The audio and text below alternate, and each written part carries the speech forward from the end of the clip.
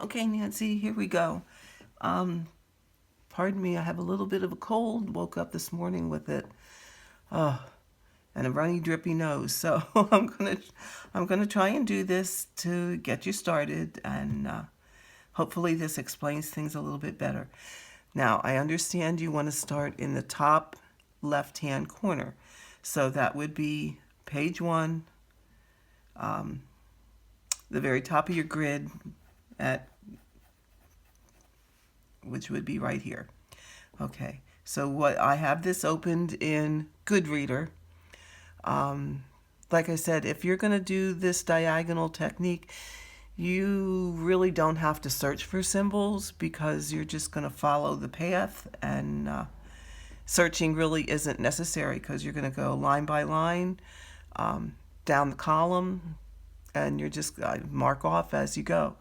So what I do to start is I look at my grid and I plan my diagonals. Now, you can do them one at a time, you can do mark the whole page, or however you like.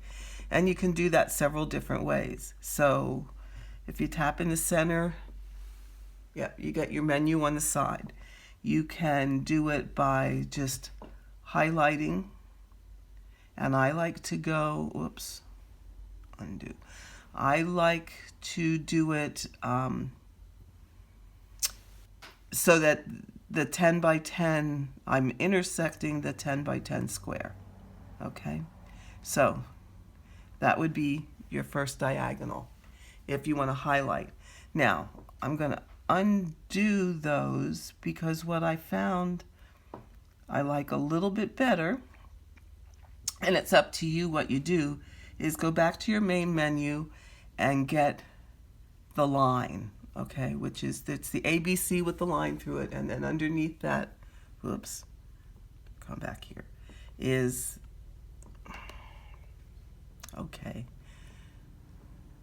all right, tap in the center, is the line, okay? So I like tap somewhere so I get the line started, and then bring it up here so that it intersects, and then grab it here and bring it down so that it intersects. So what I'm doing is intersecting, let's make that a little thicker. I'm intersecting all those on that axis to make that 10 by 10 square. Okay, so when I stitch, that's going to be number 10, and this first diagonal is going to get littler, smaller as you go down. So what I would do then is right away mark my next diagonal.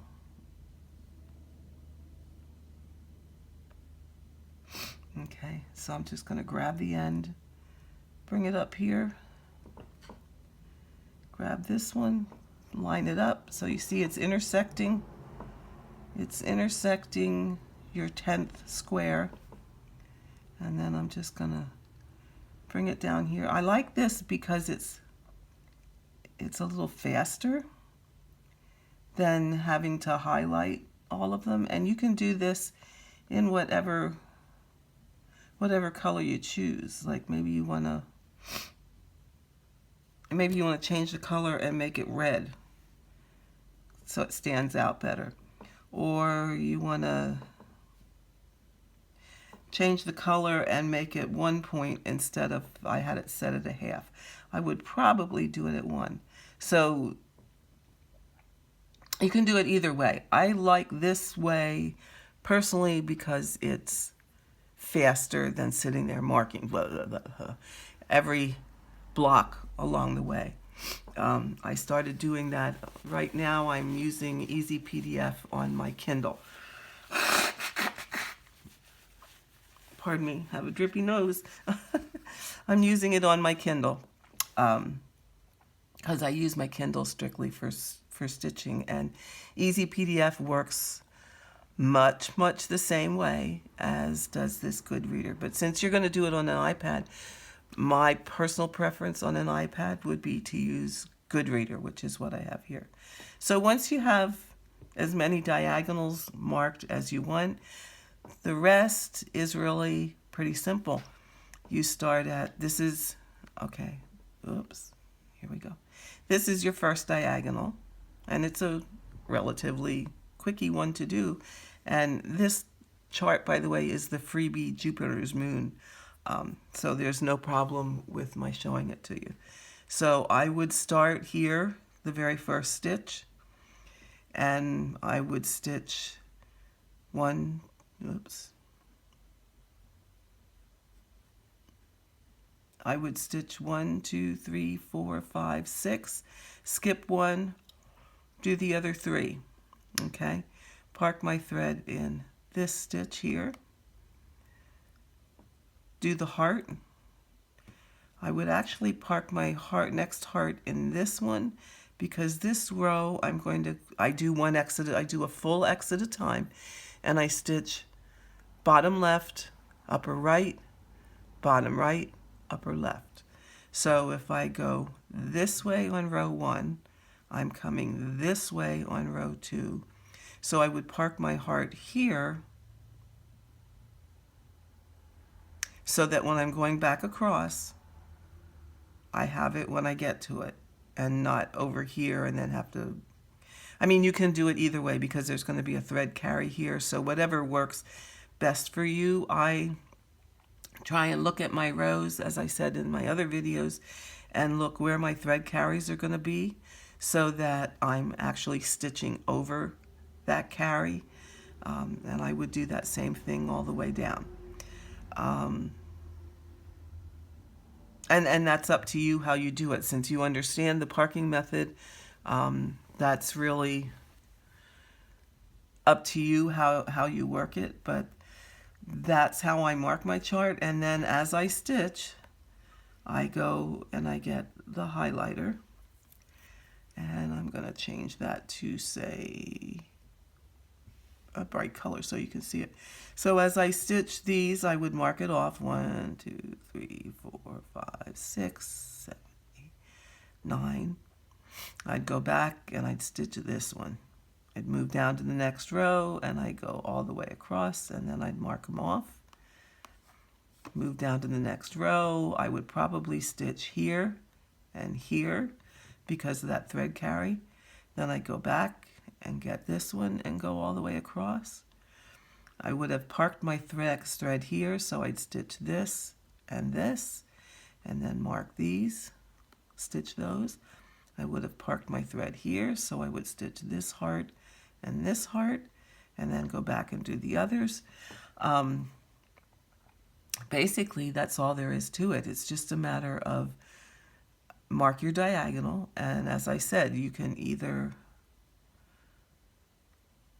oops, here we go. Mark your diagonal by doing the line, or I'm going to change this.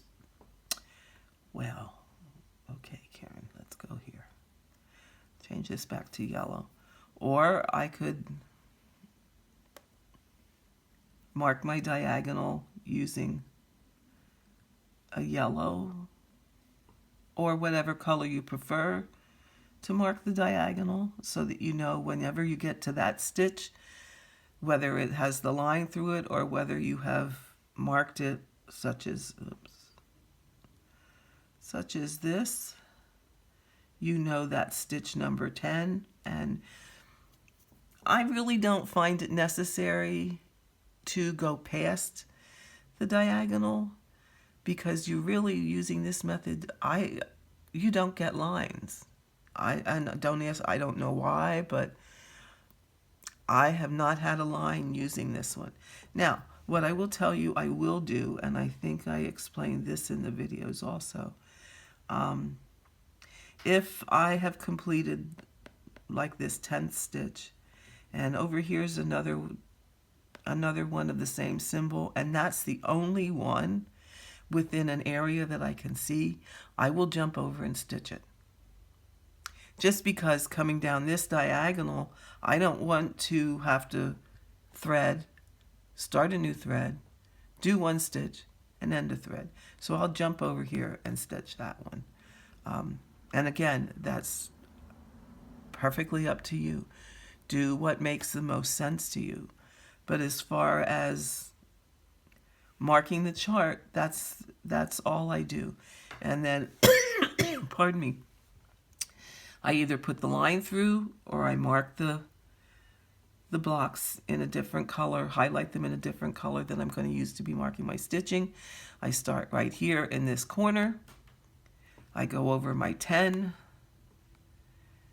and work that diagonal. Next diagonal, I don't go back up. I go back up to the top, start up here, work across, work the diagonal. When I get to the bottom of the page, you have two options, and I think I can't remember if I explained this or not, but when I get down here to the bottom of the page, you can either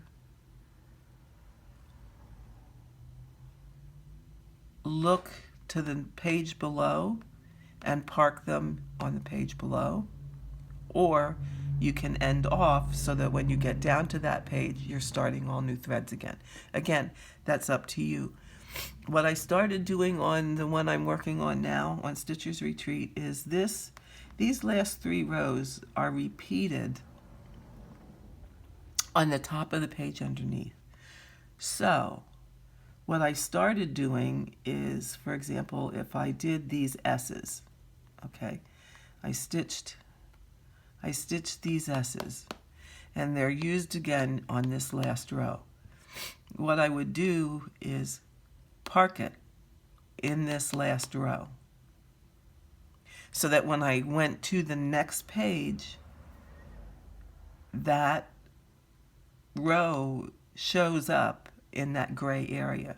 So then I can complete those S's when I get there, and I have my thread to move on and continue on in that page. And I don't necessarily have to restart so many threads. Oh, pardon me again. I woke up with this crazy cold this morning. So I hope that answers your question. If not, please let me know, and I'll try to explain it further. But it really is rather simple. I mean, you're just mark your 10th stitch in in the diagonal, and like I said, do one diagonal at a time if you want to. Do the whole page if you want to. It's totally up to you. And then just start in your first stitch in the upper left-hand corner.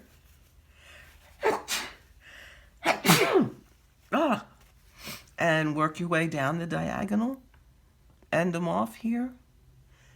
Or, that's a little far to well, you could carry them up to this. Again, up to you how far you want to carry.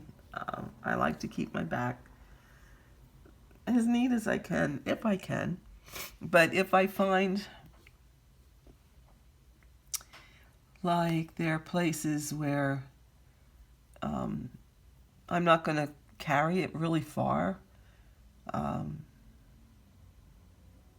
like here, for example, on this one, this diagonal here, or when you get to this one, you'll probably, well, it'll work down further, but there may be a place where you get to like do a stitch and your next one isn't that far away up the next diagonal. Go ahead and park it up there. I try to go up to the first one that's being used in that diagonal, because if you if you park it down here, for example, you park your S down here, but they're used up here, you're going to start a new thread up here, and then you're going to get down here and you're going to have 2 threads the same color, and then you might get a little confused. So just be careful how you do that. But again, it's really relatively straightforward, pretty simple. Hope that makes sense. And thanks for asking, and thanks so much for liking my videos. It's always a pleasure, and I really do enjoy helping people out. So don't ever hesitate to ask, and contact me whenever you need to. So that's it for now, and keep me updated. Let me know how you're doing and how this is working out for you. Thanks. Bye-bye.